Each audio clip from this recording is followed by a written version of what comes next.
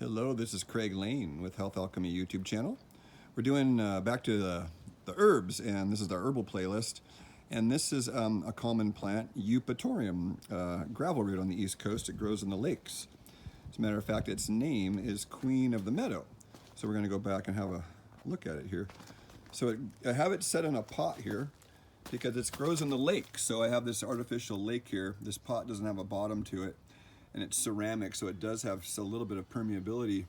So what we've done is we've put this plant in, and if it grows in a lake, it's a stone dissolver. Gravel root is its common name. There was an Indian they called Joe Pye. Of course, we're really insulting the Indians by using an English name, but it's called Joe Pye weed is one of its nicknames. So you can see Joe Pye used this. The natives had use for the flowers, the leaves. So if you smell the leaf right here, got a nice vanilla smell, and the flowers had bees all over them in the sun. They have a nice aroma too. You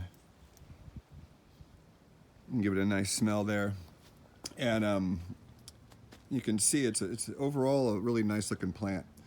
This plant will die back, and these stalks here will need to be taken out. And you can see down in there last year's stalks. Actually, there's one kind of right in there. You can see it's last year's stalks, so they have to be cut back. And this is one of those miracle plants for kidney stones.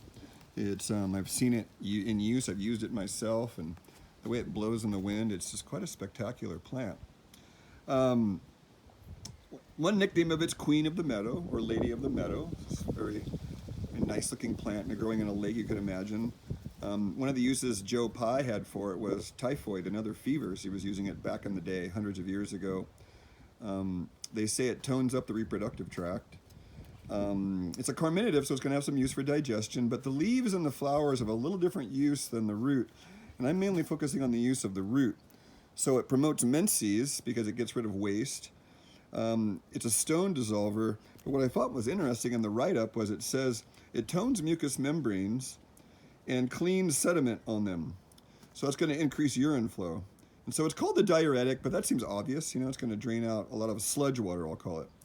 It's called the nervine. I wouldn't think of it as a nervine, but it could calm somebody down, if they've got kidney stones full of fear, because the motion of the kidney is fear. And it's called a stimulant, tonic, and relaxant, which I find that implies it's an adaptogen. So your body will take what it needs from it. And it's an astringent, so that's the part that cleans up the mucous membranes. The astringency is like wiping your table off. That's kind of what astringents do in the body, is they clean off all the mucus.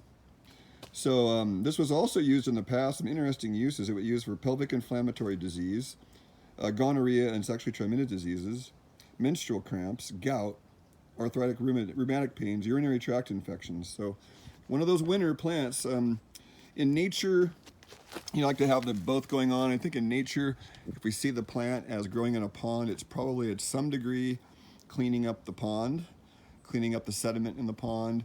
It will grow through rock. So I expect to see this. I'll do a video on that when I harvest the roots this year. I expect to see the roots have grown through this pot when I pull it out later this year. This plant has been in this pot now for 4 or 5 years, so I'm ready to get rid of it and move on and divide the roots. So what I'll do is I'll chop these roots up and take a little piece off and start another one next year, ideally, and it's called division. So that's gravel root, folks. It's one of our videos in the herbal playlist. I've been away from it for a little bit from the move this year, but we were screaming at me this year, and the hops will be next. Thank you so much.